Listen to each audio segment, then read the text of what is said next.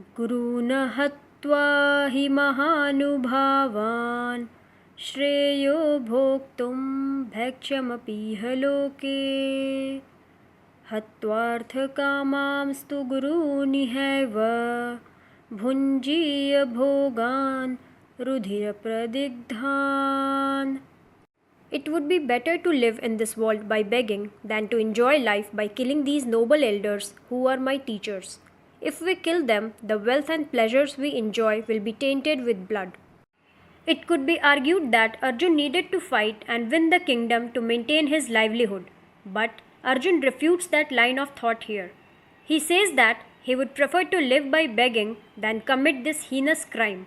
He further believes that if he does indulge in this heinous act of fighting the war and kills his elders and relatives, his conscience will not allow him to enjoy any of the fruits of his action in this world, such as riches and power.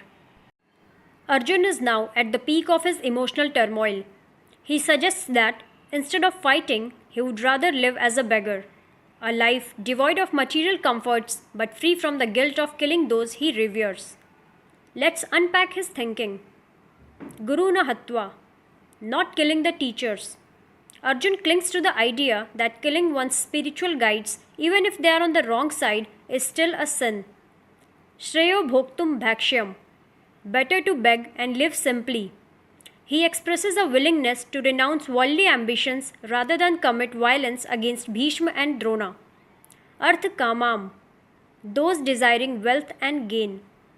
Arjun acknowledges that his teachers may be fighting for material motives, but even that doesn't justify slaying them in his eyes. Rudhir pradigdhan, tainted with blood. Any victory gained by killing such revered figures, he feels, would be morally stained and emotionally unbearable. Arjun is experiencing moral paralysis, a stage many of us face when we are caught between emotional attachments and high responsibilities. His dilemma raises a timeless question. Is action still dharma when it involves painful consequences? He is beginning to lean toward inaction cloaked in virtue, but Krishna will soon reveal that avoiding duty due to fear, guilt, or emotional attachment is not true renunciation. It's confusion.